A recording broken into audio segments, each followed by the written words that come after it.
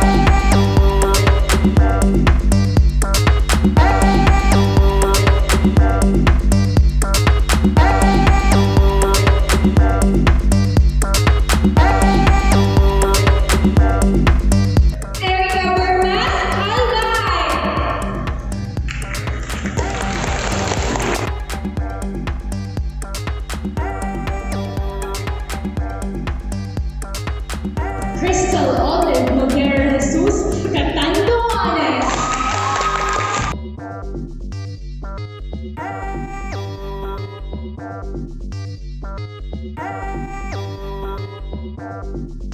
Generate Carlet Yo, Alpay.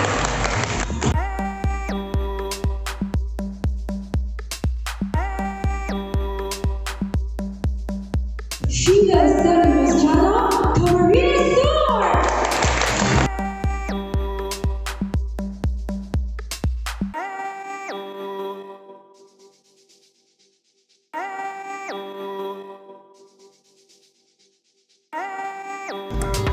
Sandra Nicole Laksiniwanan, Sorsigan!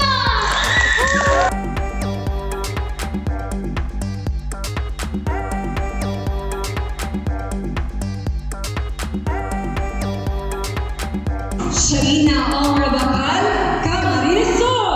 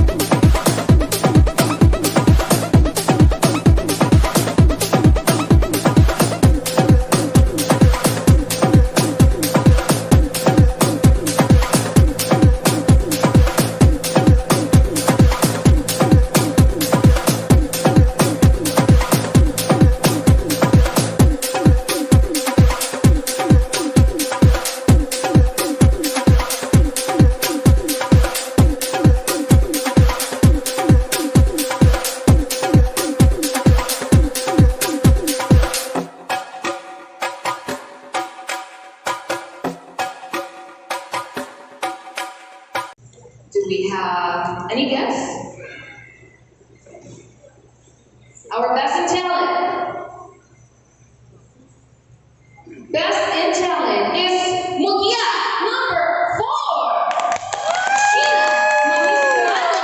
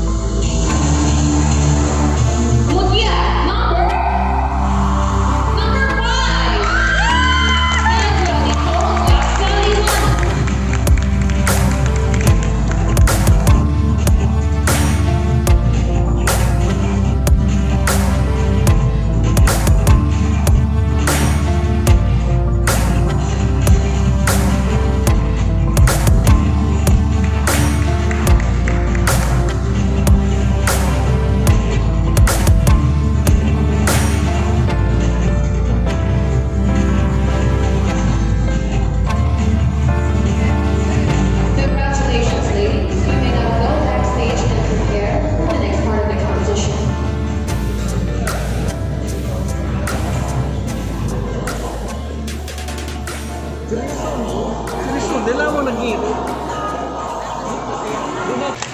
what was the best type of pinangat in Kamali? For me, the best type of pinagak would be the spicy one. As a Bicolana, I'm really more prone, and my taste is more prone to spices and spicy food. So yeah, that would be my favorite. Pareho tayo. I love anything spicy, but not too spicy, just the right one. You ready? You ready to make your fellow Kamalignons proud? So I have the questions here at my left, and all you have to do is to pick one. Okay?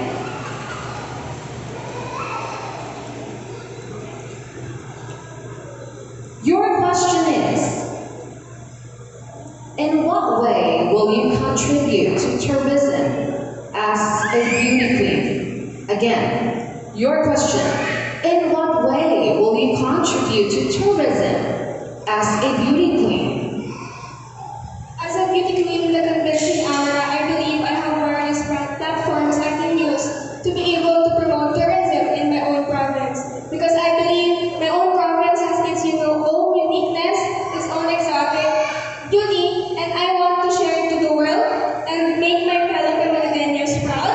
And as a beauty queen, I believe that is one of our major responsibilities, because once you bear the crown, you have to be able to bear its responsibilities as well. Thank you. Maraming salamat, candidate number 1, Eric Ann Bermas. Thank you. Mutya number 2 is Cristel Olive Rejesus. Hi, Cristel. I think we have the same height. What's your height? 5'5".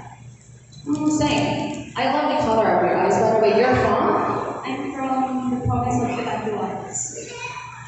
Asan yung mga family and friends mo dito? Ayun, Catanduanes people, hello po. Your mom's birthday. Greet your mom. Hi, Mom. Happy birthday. I hope you get to Happy birthday to you. We all wanted to make our moms live 100 years, or way more than that, right? You ready? I think this is also a special day for you because it's your mom's birthday. Pick your card. Okay, I think we should move here so that everyone can see your beauty clearly. All right, you ready? Your question. What do you think is the main obstacle that the Philippines faces or facing when it comes to tourism? And how do you think you can help solve the problem? Again, the question is, what do you think is the obstacle our country, the Philippines, is facing when it comes to tourism? And how do you think you can help solve the problem? First and foremost, one of the problems that the Philippines faces in terms of tourism is proper waste management. It is really important for us to make use of our natural resources through sustainable tourism. We have to give everything back what we are taking from the environment. Because if we don't do this, it will result to environmental problems like climate change, land and air pollution, and declining ecosystem health. We have to remember that sustainable development and tourism is important so that we will be able to give chance to the future generations in making use making use of the environment and giving them the chance to meet their own needs. And the earth doesn't belong to us. We humans belong to the earth. Candidate number 2, thank you. Natin si Mutya at number 3.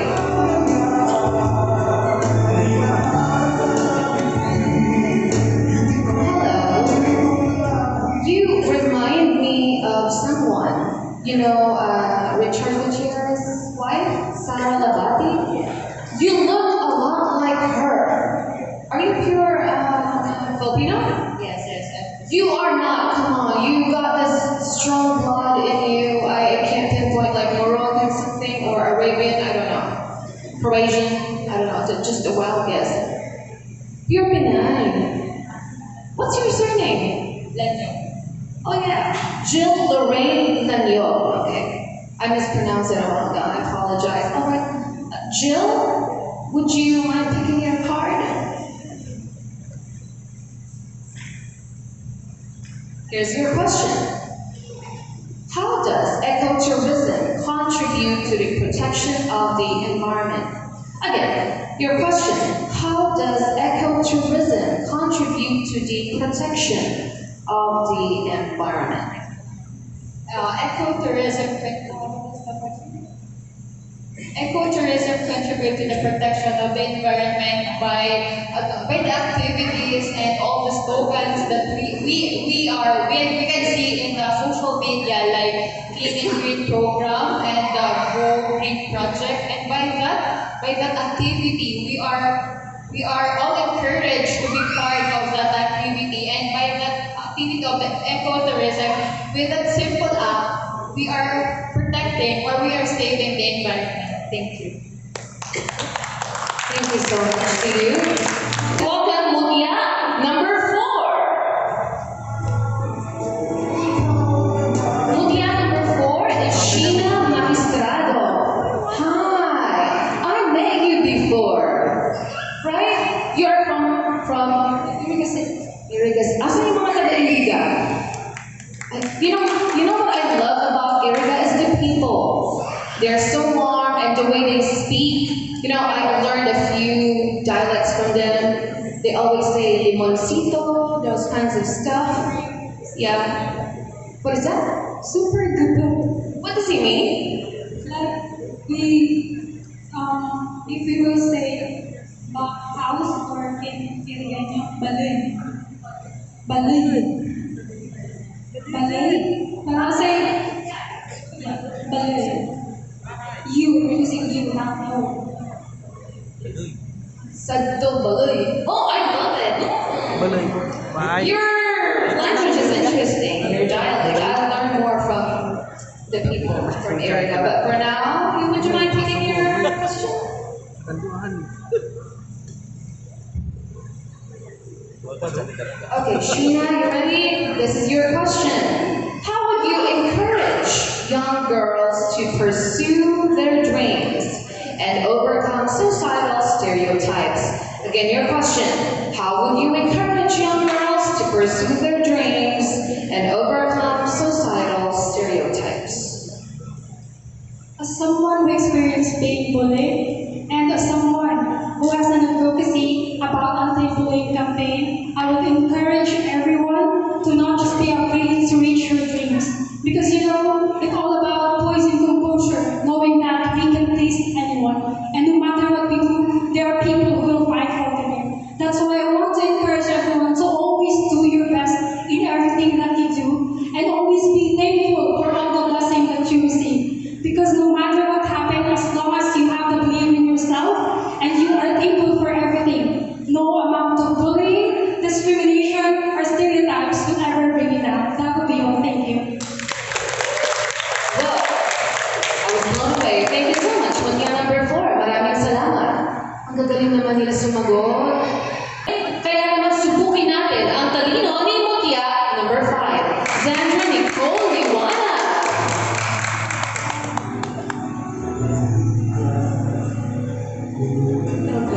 She reminds me of someone. Do you know the wife of Alger Abranica's brother? Ben Abranica? Sophie Albert. You look a lot like her. Are you pure Filipino? Yes, I'm Ang liit ng mukha, te. Ang ganda. Right. So pretty. I can stare at you the whole day. Would you mind picking your card? Mutya number 5. Here is your question. If you win one of the titles, how would you use it to advocate for environmental sustainability? Again, your question. If you win one of the titles, how would you use it to advocate for environmental sustainability? Thank you for that wonderful question. If I won one of the titles right now, I would use my platform to advocate for tourism and sustainable tourism. How? By using the social media platforms. We are now in the digital era. All of us are exposed to social media platforms like Facebook, TikTok, Instagram, YouTube. And I can be one of the content creators that will make videos about tourism, not only here in Bicol region, but also in the whole Philippines. I can be an advocate.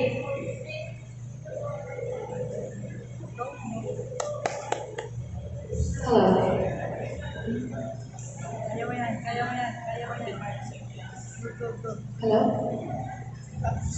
What's na? Alright. Time's up. 45 seconds is done. Alright, thank you very much. Mutya number 5.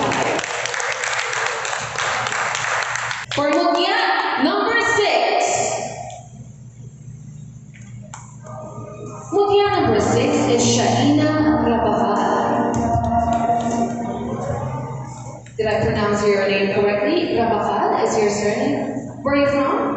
I live in Iriga City, but I am representing Buhi Camarines School. Okay, I want to learn another word from Iriga, something that I don't know.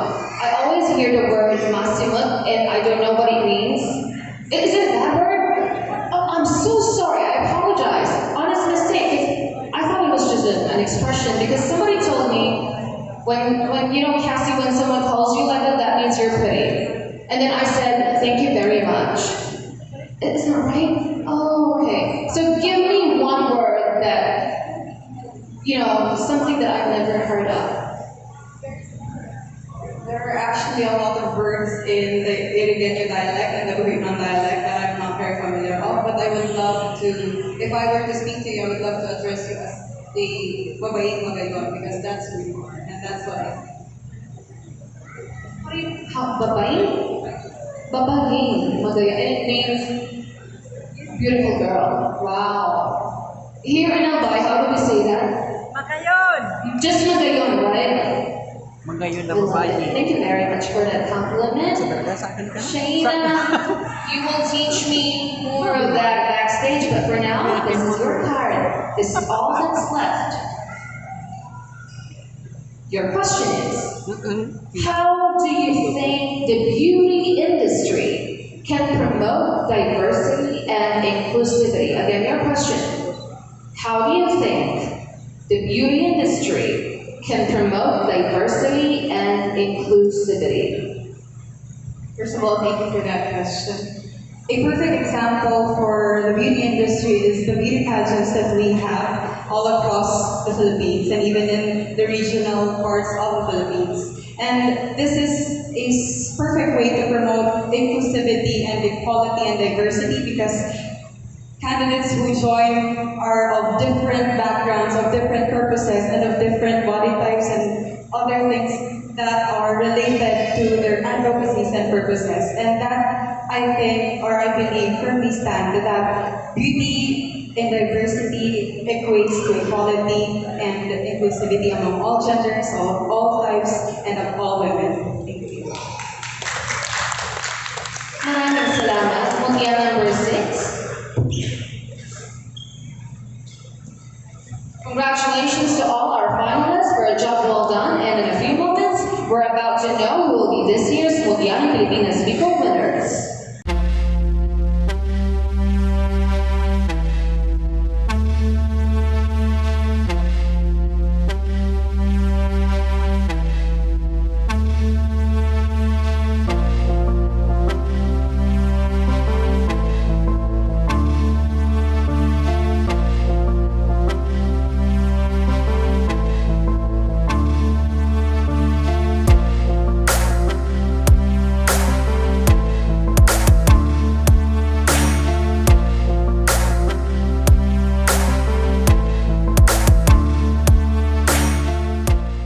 Mutya ng Pilipinas Bicol, second runner-up, will receive a sachet bouquet, and it will be awarded by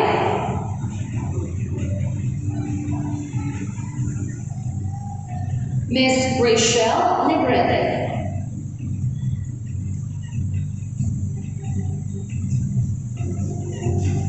Our Mutya ng Pilipinas Bicol 2025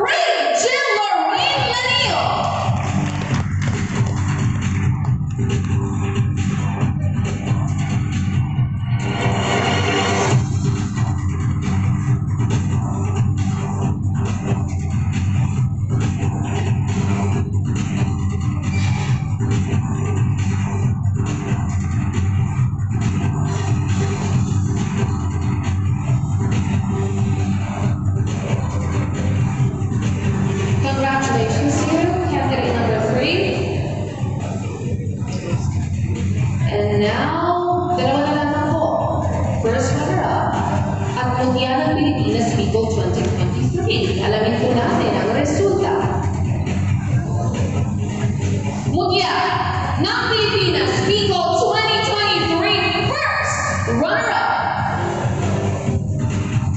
is to be awarded by Miss Christelle, or should I say, Mr. Bon James D. Hi, sir.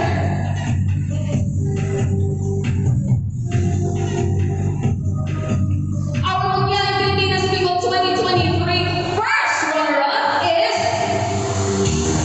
Mutya number 2, Christelle Olive Reyes.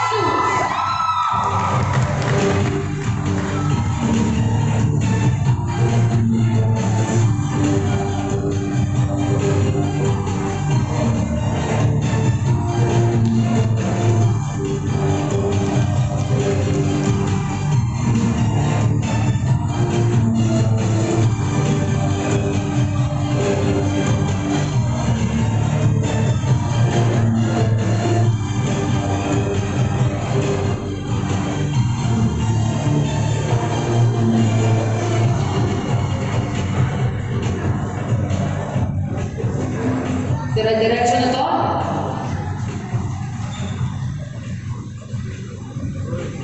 Are you excited to know who is our Mutya ng Pilipinas 2023 Sorsogon? To be awarded by Miss Jenna Daluzga and the ACLC tabulators. Mutya ng Pilipinas 2023 Sorsogon is Mutya number 5, Sandra Nicole Liwanag.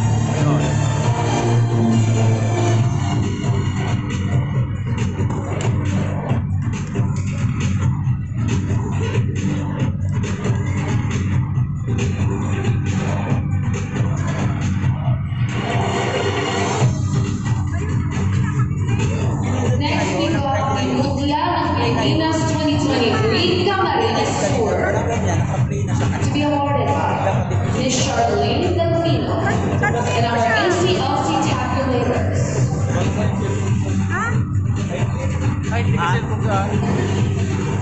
Our Mutya ng Pilipinas 2023 Camarines Tour is